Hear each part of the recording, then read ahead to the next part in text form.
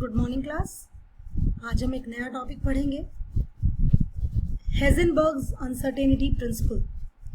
हेज़नबर्ग ने एक प्रिंसिपल दिया जिसका नाम था अनसर्टेनिटी प्रिंसिपल।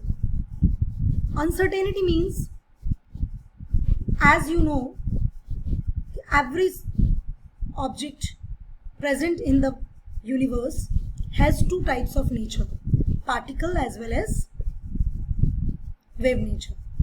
हेज़नबर्ग ने कहा कि you cannot find out, you cannot measure position as well as velocity of a body at the same moment. उन्होंने कहा कि आप दोनों चीज़ों में अनसर्टेनिटी को क्या नहीं कर सकते, मेजर नहीं कर सकते हैं, कैलकुलेट नहीं कर सकते हैं। या तो आप सिर्फ पोजीशन में कैलकुलेट कर पाएंगे या वेलोसिटी में। बिल्कुल बात ठीक है, या तो कोई बॉडी रेस्ट में है या कोई बॉडी मोशन में है, तो दोनों में से एक ही चीज़ पॉसिबल हो सकती है। दोनों चीज़ें पॉसिबल नहीं हो सकती कि बॉडी को मैं कहूँ उसकी जो है पोजीशन ये है और फिर मैं कहूँ कि बॉडी इज इन मोशन। नहीं, बॉडी अगर मोशन में है देन बॉडी मोशन में है, और बॉडी अगर रेस्ट में है तो रेस्ट में है। हम दोनों चीज़ें कहें कि हम दोनों बातों को कहें कि एक मोमेंट पर हम फाइंड आउट कर सकते हैं, दैट इज नॉट पॉसिबल। तो that is given by Heisenberg's uncertainty principle. An important consequence of the wave particle duality of matter and radiation was discovered by Werner Heisenberg in 1927, and it called the uncertainty principle. According to this principle, it is not possible to measure both the position and momentum of an electron or of an object simultaneously. Okay, दोनों चीजें एक साथ हम calculate नहीं कर सकते हैं, that is not possible.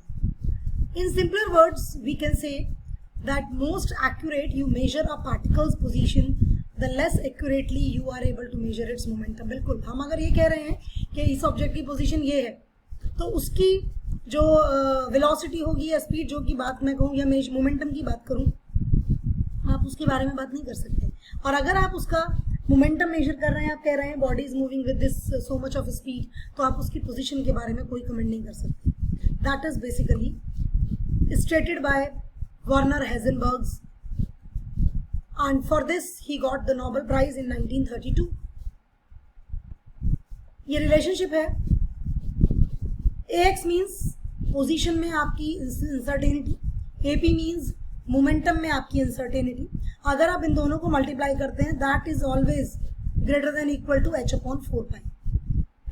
h is Planck's constant, pi आपको पता है 22/7, तो उसकी वैल्यू उससे ज्यादा नहीं होगी। तो you will calculate whether uncertainty in momentum at a moment or uncertainty in position at a moment. You cannot measure both exactly at the same time. हम एक टाइम पर दोनों चीज़ों को कैलकुलेट नहीं कर सकते हैं।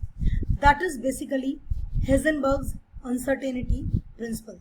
We use this formula to find out, to calculate the uncertainty in the position and the uncertainty in the momentum of a body. हम बहुत सारे न्यूमेरिकल्स का यूज़ करते हैं, सॉल्व करते हैं बाय यूजिंग दिस फार्मूला। हम बहुत सारे प्रॉब्लम्स को सॉल्व करते हैं और हम उसमें फाइंड आउट करते हैं कि whether the body has uncertainty in position और has uncertainty in momentum. Okay, you know what is Planck's constant, हमें पता है प्लैंक्स कांस्टेंट क्या होता है, 6.6 × 10⁻³ जूल सेकेंड। सो इस वैल्यू को हम पुट करेंगे और अपने क्वेश्चंस को सॉल्व करेंगे। Now, some questions are here. What do you understand by a wave particle duality? You know, आपको पता है wave particle duality मतलब every object in the universe is surrounding you has two kinds of, both types of nature, wave nature as well as particle nature. Name the experiment that established the wave nature of electron. आपको experiment बताना है जिसने establish किया है wave nature of electron को। भी मैंने पीछे डिस्कस किया था। Compute the de Broglie wavelength, ये क्वेश्चन भी मैं आपको करा चुकी हूँ। And state Heisenberg's uncertainty principle. तो स्टूडेंट्स, ये क्वेश्चंस इस तरीके के हम आपको इसलिए करा रहे हैं जिससे कि आपको प्रैक्टिस हो और आप एग्जाम टाइम में उन क्वेश्चंस को कर पाएं। Now the next is mechanical model of atom. Mechanical model of atom means ये जो पार्ट है हमारा मैकेनिकल मॉडल, एक्चुअली एटम की कुछ वेव फंक्शंस हैं जो एटम के बारे में हमें इंफॉर्मेशन देती है। क्या इंफॉर्मेशन मिलती है हमें कि एटम में इलेक्ट्रॉन्स किस तरीके से प्रेजेंट हैं, एटम में जो हमारी उसकी पर्टिकुलर एटम से या पर्टिकुलर शेल से कितनी एनर्जी एसोसिएटेड है, एटम की पोजीशन क्या है, इन मैग्नेटिक बिहेवियर क्या है, इन सब बारे में हमें जो इंफॉर्मेशन मिलती है that is by mechanical model of atom से मिलती है हमें। And we understand that model in terms of quantum numbers. और हम क्वांटम नंबर्स की हेल्प से, क्वांटम नंबर्स की मदद से हम एटम के बारे में, एटम की हर एक प्रॉपर्टी के बारे में कमेंट कर सकते हैं। यहाँ पर आपको 3 तरह के क्वांटम नंबर्स दिख रहे हैं। तो पहले तो हम ये समझेंगे what is quantum number. A set of well designed numbers which explains, which gives you an idea about the energy associated with the atom, electrons का लोकेशन, उनके मैग्नेटिक बिहेवियर, उनका spin, that all is determined by mechanical model of the atom. हम mechanical model से find out करते हैं and this is basically known, this is basically based on quantum numbers. Quantum जो word है ये हमने Planck's quantum theory में भी एक्सप्लेन किया था कि क्वांटम का मतलब क्या है। So you must understand that. आपकी स्क्रीन पर आप देख रहे हैं 3 तरह के क्वांटम नंबर्स हैं, principal quantum number n, azimuthal quantum number l and magnetic quantum number m। इनका रिप्रेजेंटेशन है, प्रिंसिपल क्वांटम नंबर को n से रिप्रेजेंट करते हैं, अजीमुथल को l से और मैग्नेटिक क्वांटम नंबर को m से। Principal quantum number tells about the energy associated with the shell, shell के साथ कितनी एनर्जी एसोसिएटेड है वो बताता है। अजीमुथल क्वांटम नंबर सब शेल्स के बारे में एनर्जी, उसकी पोजीशन के बारे में हमें इंफॉर्मेशन देता है। और थर्ड जो है मैग्नेटिक क्वांटम नंबर, ये मैग्नेटिक नेचर के बारे में हमें बताता है।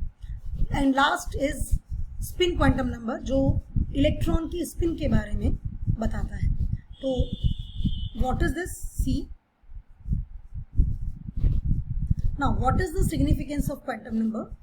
The 3 quantum numbers describe the shape, size and orientation of the atomic orbitals in space. There is an additional quantum number which does not arise from Schrödinger wave equation but is introduced to account for electron spin, the 4th quantum number that helps in designating the electron present in the atom, and that is spin quantum number. So I will discuss all these one by one.